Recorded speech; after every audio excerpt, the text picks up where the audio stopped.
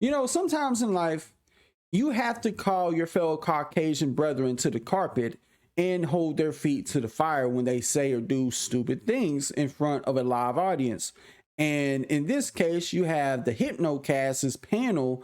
They were making fun of a game developer, specifically the game developer who developed the game in dedication to his late father. And you just got to hear what these guys said about this guy for a whole span of 2 minutes. Keep in mind while we play this, like as we've already learned, he is an actor. Now that we know that in the future, now go back and watch this knowing that information and listen to how he talks. Yeah, he's a mouthpiece. And tries to manipulate you. Listen to how and his voice cracks when he starts talking about dramatic things. Just listen. Oh, I'll catch on the voice cracks.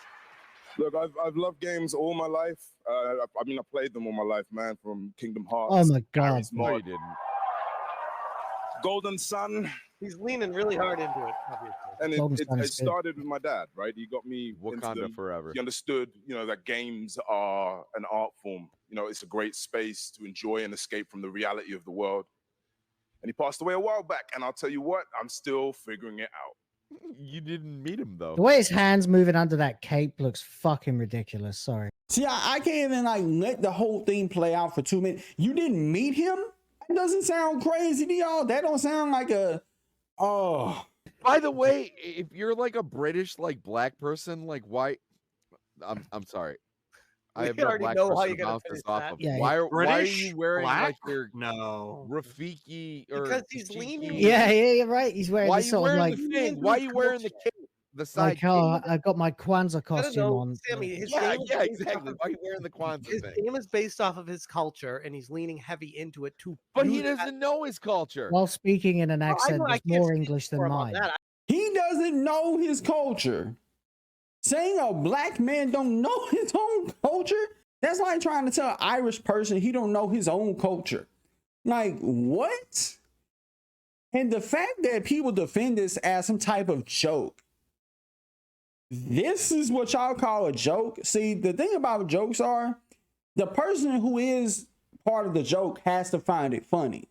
And if they don't find it funny, then they can find offense to it. I don't know if he knows his culture, but listen. I'm telling you, he doesn't know his fucking culture. No. But he brings up his dad, and he's like, okay, you know what? Respectable. Brings up his dad, and his dad passed away. But 4 years ago, I decided that I needed to try and yeah, process my grief like in a way that felt true to me cloak. and him. So I took the biggest risks of my life, and through everything that I had in making a game, a piece of art that honored him, an ode to the people we have loved and lost. Wow, that is pure I mean, this is like manipulation. fucking Hamlet here. This is the Pure manipulation.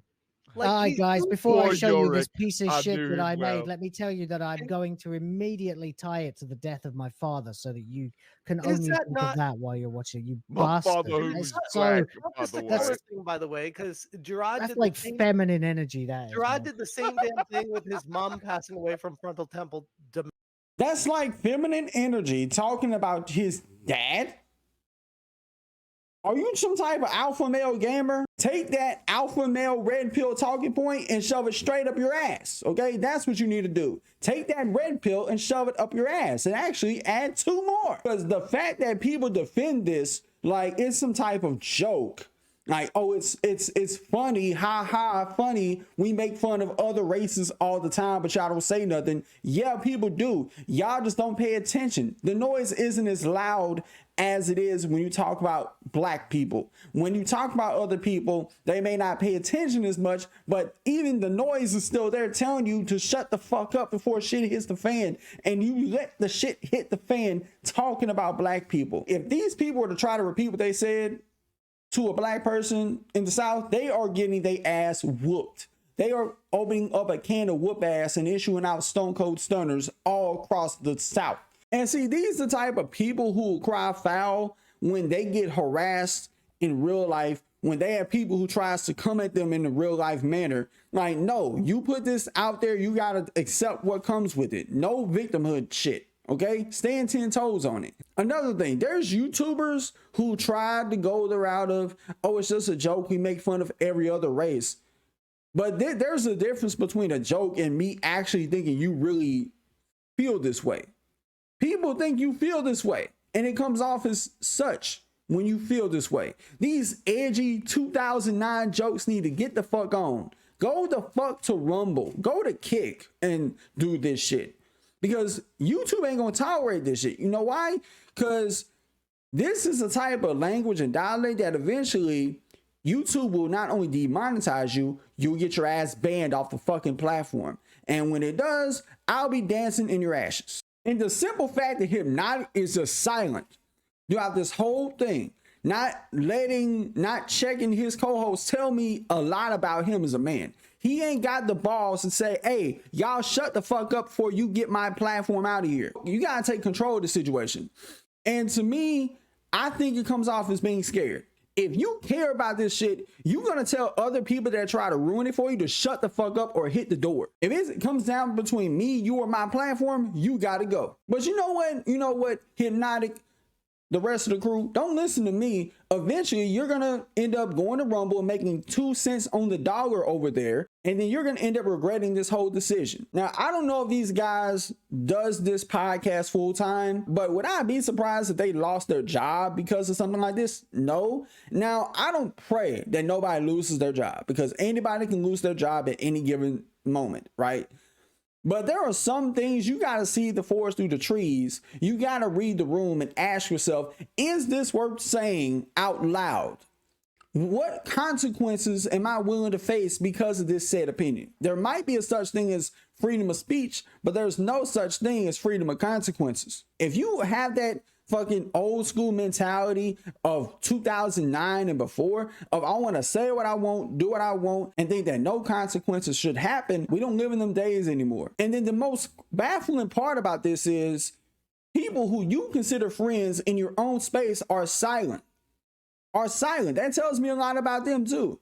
That you're not going to call your own friends to the fire because you're scared shitless of them, that they may got dirt on you that you're scared that they're going to bring to the carpet. You're supposed to hold people accountable, even if they are in your own space. And if they look at it as an act of betrayal, fuck them. You have to care about your day job until this whole thing blows up. And then even when this blows up and you could finally do this shit full time off of here, you need to still act like you can lose it all tomorrow and move as such. Because who the hell would want to go back to their old life after they done blew up and made a career off this shit? I'll tell you who, absolutely nobody. So until you blow up, you need to watch what you say and how you say it. And even after you blow up, you still kind of need to toe that line and watch what you say and how you say it. Now, even though I'm saying all that, you can still find a way to piss people off. I know for certain. At the end of the day, you're not going to be able to make everybody happy on the internet. But with that being said, y'all let me know what you think about this buffoonery in the comments below. Till next time, I'll see y'all in the next video. Peace.